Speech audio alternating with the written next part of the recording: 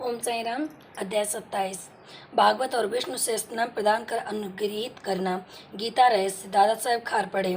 इस अध्याय में बतलाया गया है कि श्री साईं बाबा ने किस प्रकार धार्मिक ग्रंथों को कर स्पर्श कर अपने भक्तों को पारायण के लिए देकर अनुग्रहित किया तथा और अन्य घटनाओं का भी उल्लेख किया गया है।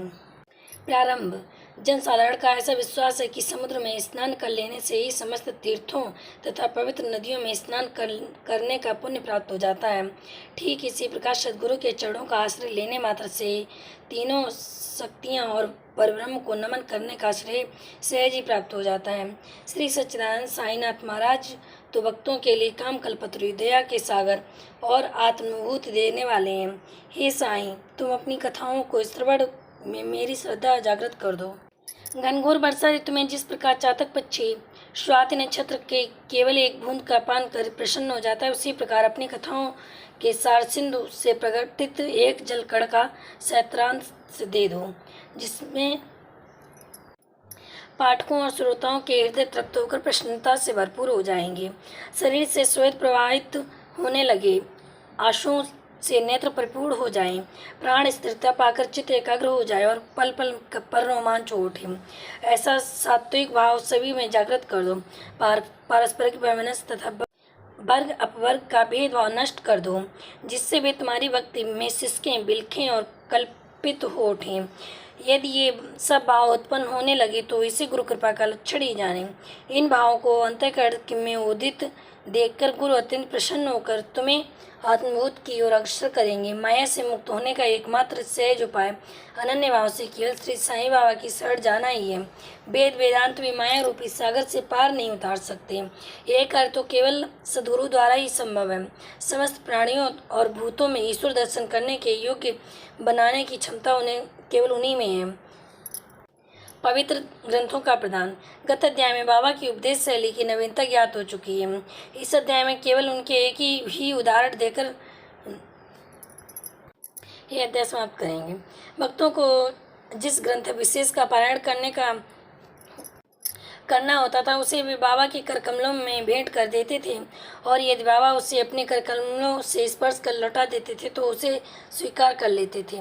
उनकी ऐसी भावना हो जाती थी कि ऐसा ग्रंथ का यदि नित्य पठन किया जाए तो बाबा सदैव उनके साथ ही होंगे। एक बार काका महाजनी श्री एकनाथी भागवत लेकर शिरडी आए। सामा ने यह ग्रंथ अध्ययन के लिए उनसे ले लिया और उसे लिए हुए वे मस्जिद में पहुंचे। तब बाबा ने वह ग्रंथ समाज से ले लिया और उसे स्पर्श कर कुछ विशेष पृष्ठों को देकर उससे संभाल कर रखने की आज्ञा देकर वापस लौटा दिया। समा ने उन्हें बताया कि यह ग्रंथ तो काका साहब का है और उन्हें इसे वापस लौटाना है। तब बाबा कहने लगे, नहीं नहीं, यह ग्रंथ तो मैं तुम्हें दे रहा हूँ, तुम इसे सावधानी से अपने पास रखो, यह तुम्हें अत्यंत उपयोगी सिद्ध होगा। कुछ दिनों के पश्चात काका महाजनी पुनः एकनाथी भागवत की दूसरी प्रति लेकर आए और बाबा के कर कमलों में भेंट कर दी, जिसे बाबा ने प्रसाद स्वरूप लौटाकर उन्हें भी उसे सावधानी से संभाल कर रखने की आज्ञा दी। साथ ही बाबा ने उन्हें आश्वासन दिया कि यह तुम्हें उत्तम स्थिति में पहुंचाने में सहायक सिद्ध होगी। काका के उन्हें प्रणाम कर उसे स्वीकार कर लिया। सामा और विष्णु सहस्त्रनाम। सामा बाबा के अंतरंग भक्त थे, इस कारण बाबा उन्हें विष्णु सहस्त्रनाम प्रसाद रूप में देने की कृपा करना चाहते थे। तभी एक रामदासी आकर कुछ दिन शिरडी में ठहरा।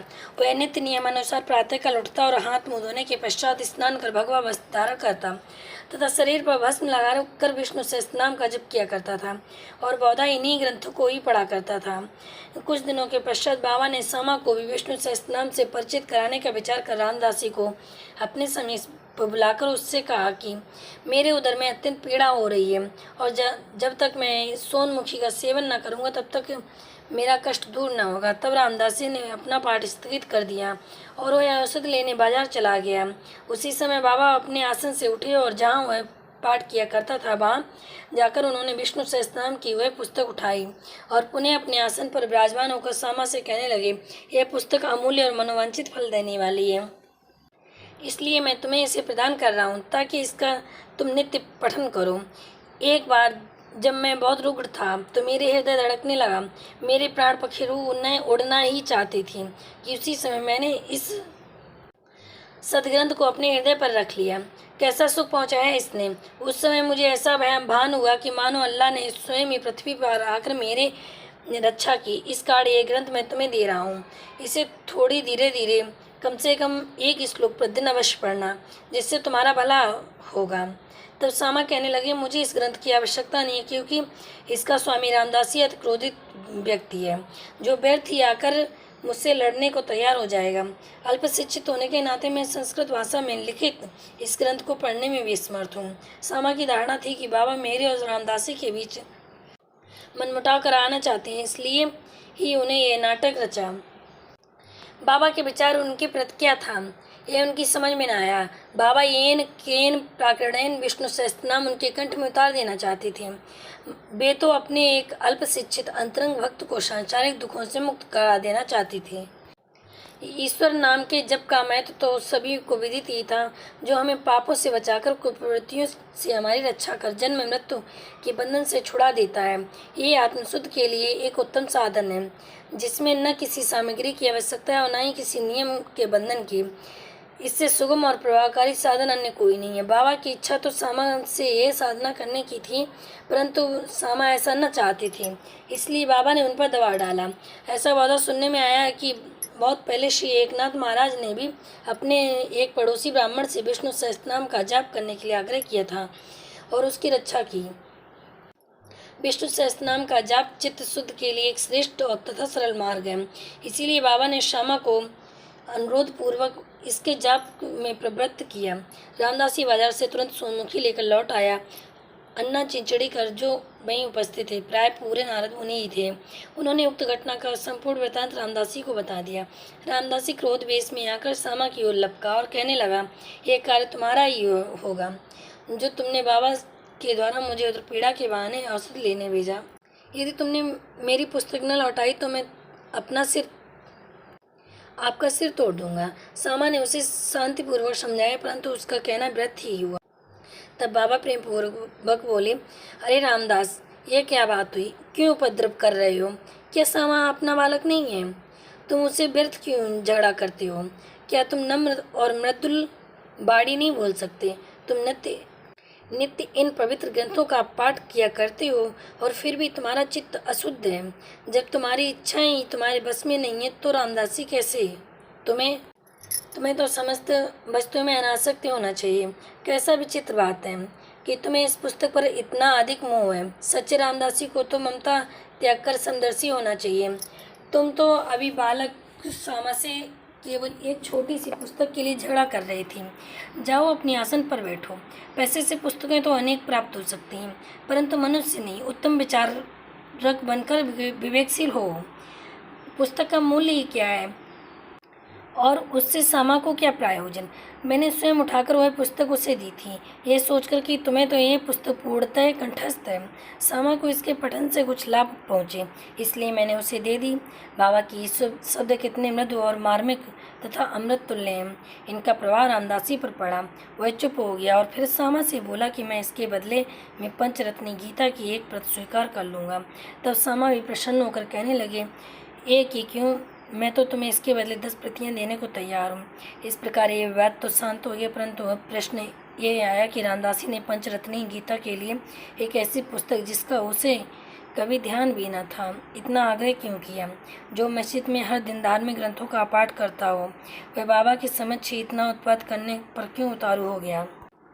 हम नहीं जानते इस दोष का निराकरण कैसे करें और किसे दोषी ठहराएं। हम तो केवल इतना ही जान सके कि यदि इस प्रणाली का अनुसरण न किया गया होता तो विषय का महत्व और ईश्वर नाम की महिमा तथा सामा को विष्णु सहस्त्रनाम के पठन का शुभ अवसर ही न प्राप्त होता।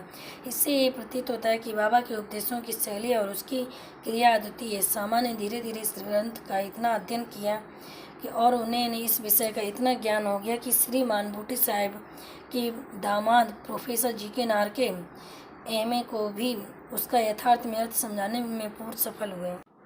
गीता रहस्य। ब्रह्म विद्या का जो भक्त अध्ययन करते हैं उन्हें बाबा सदैव प्रोत्साहित करते थे। इसका एक उदाहरण है कि एक समय बापू साहब जोग का एक पार्सल आया जिसमें श्री लोकमान तिलक कृत गीतावास्य की एक प्रति थी, जिसे कांख में दबाए हुए वे मस्जिद में आए। जब वे चरण वंदना के लिए झुके तो वे पार्सल बाबा के श्री चरणों पर गिर पड़ा। तब बाबा उनसे पूछने लगे कि इसमें क्या है। जोग ने तत्काल ही पार्सल से वह पुस्तक निकालकर बाबा की करकमलों में रख दी। बाबा ने थोड़ी देर तक उसके कुछ पृष्ठ देखकर जेब में से 1 रुपया निकालकर और उस पुस्तक पर रखकर जोग को लौटा दिया और कहने लगे, इसका ध्यानपूर्वक अध्ययन करते रहो, जिससे तुम्हारा कल्याण होगा। श्रीमान और श्रीमती खारपड़। एक बार श्री रामदास खारपड़े कुटुंब शिरडी आए और कुछ मास वहीं ठहरे। उनके ठहरने के नित्य कार्यक्रम का वर्णन श्री साईं लीला पत्रिका के प्रथम भाग में प्रकाशित हुआ है। दादा कोई सामान्य व्यक्ति न थे, भी तो एक धनाढ़ और अमरावती के सुप्रसिद्ध वकील तथा केंद्रीय धारा सभा के सदस्य थे। वे विद्वान और प्रवीण वक्ता भी थे। इतने गुणवान होते हुए भी उन्हें बाबा के समक्ष मुख खोलने का साहस न होता था। अधिकांश वक्तकर तो बाबा से हर समय अपनी शंका का समाधान कर लिया करते थे। केवल 3 व्यक्ति खारपड़े, नूलकर और बूटी एक ऐसे थे जो मौन धारण किया करते थे तथा अति विनम्र और उत्तम प्रकृति के व्यक्ति थे। दादा साहेब विद्यारण्य स्वामी द्वारा रचित पंचदशी नामक पुस्तक प्रसिद्ध संस्कृत ग्रंथ, जिसमें अद्वैत वेदांत का दर्शन है, इसका विवरण दूसरों को समझाया करते थे। परंतु जब वे बाबा के समय मस्जिद में आए तो वे एक शब्द का भी उच्चारण न कर सके। यथार्थ में कोई व्यक्ति चाहे वह जितना वेदांतों में पारंगत क्यों न हो, परंतु ब्रह्म पद को पहुँचे हुए व्यक्ति के समक्ष उसका शुष्क ज्ञान प्रकाश न दे सकता। दादा 4 मास और उनकी पत्नी 7 मास वहाँ ठहरी। वे दोनों अपने शिरडी प्रवास से अत्यंत प्रसन्न थे। श्रीमती खारपड़े श्रद्धालु और पूर्ण भक्ति थीं, इसलिए उनका साईं चरणों में अत्यंत प्रेम था। प्रतिदिन दोपहर को वे स्वयं नैवेद्य लेकर मस्जिद को जाती। जब बाबा उसे ग्रहण कर लेते तभी वे वहाँ से लौटकर अपना भोजन किया करती थी। बाबा उनकी अटल श्रद्धा की झांकी का दूसरों को भी दर्शन कराना चाहती थी। एक दिन दोपहर को वे साझा पूरी बात, सार, खीर और अन्य भोज्य पदार्थ लेकर मस्जिद में आईं और दिनों तो भोजन प्राय घंटों तक प्रतीक्षा में पड़ा रहता था, परंतु उस दिन वे तुरंत ही उठी और भोजन के स्थान पर आकर आसन ग्रहण कर लिया और थाली से कपड़ा हटाकर उन्होंने रुचिपूर्वक भोजन करना प्रारंभ कर दिया। तब सामा कहने लगी, ये पक्षपात क्यों? दूसरों की थालियों पर तो आप दृष्टि तक नहीं डालते, उल्टा उन्हें फेंक देते, परंतु आज इस भोजन को आप बड़ी उत्सुकता और रुचि से खा रहे हो। आज इस बाई का भोजन आपको इतना स्वादिष्ट क्यों लग रहा है? ये विषय तो हम लोगों के लिए एक समस्या बन गया है। तब बाबा ने इस प्रकार समझाया, सचमुच ही इस भोजन की एक विचित्रता है। पूर्व जन्म में यह बाई एक व्यापारी की मोटी गाय थी जो बहुत अधिक दूध देती थी। पशुओं ने त्याग कर इसका एक माली के कुटुंब में जन्म हुआ। उस जन्म के उपरांत फिर वह एक क्षत्रिय वंश में उत्पन्न हुई। इसका विवाह एक व्यापारी से हो गया। इस बार ब्राह्मण के घर उनका जन्म हुआ।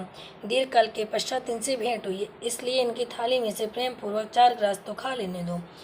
ऐसा कहकर बाबा ने भरपेट भोजन किया और फिर हाथ मुंह धोकर तृप्त की 4-5 डकारें लेकर वे अपने आसन पर पुनः विराजे। श्रीमती खारपड़े ने बाबा को नमन किया और उन्होंने पाद सेवन करने लगी। बाबा उनसे वार्तालाप करने लगे तथा साथ ही साथ उनका भी हाथ दबाने लगे। इस प्रकार परस्पर सेवा करते देख सामा मुस्कुराने लगे और बोले, देखो ये तो एक अद्भुत दृश्य है कि भगवान और भक्त एक दूसरे की सेवा कर रहे हैं। उनकी सच्ची लगन देखकर बाबा अत्यंत कोमल और मृदु शब्दों में अपने श्रीमुख से कहने लगे कि अब सदैव राजा राम का जाप किया करो, और यदि तुमने इसका अभ्यास क्रमबद्ध कर लिया तो तुम्हें अपने जीवन के ध्येय की प्राप्ति अवश्य हो जाएगी। ये तुम्हें पूर्ण शांति प्राप्ति होकर अत्यधिक लाभ होगा।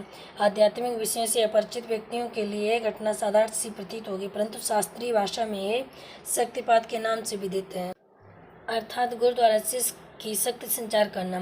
बाबा के वे शब्द कितने शक्तिशाली और प्रभावकारी थे जो एक क्षण में हृदय कमल में प्रवेश कर गए और वहाँ अंकुरित हो उठी। यह घटना गुरु शिष्य संबंध की आदर्श की द्योतक है।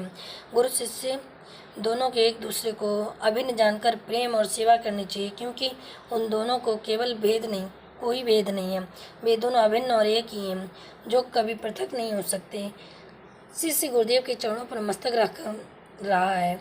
यह केवल बाह्य दृश्य मात्र है, आंतरिक दृष्टि से दोनों अभिन्न और एक ही हैं तथा जो उनमें भेद समझता है वह अपनी परिपक्व और अपूर्ण ही है। श्री सद्गुरु साईनाथ अर्पण मस्तु। शुभम भवतु। ओम साई राम।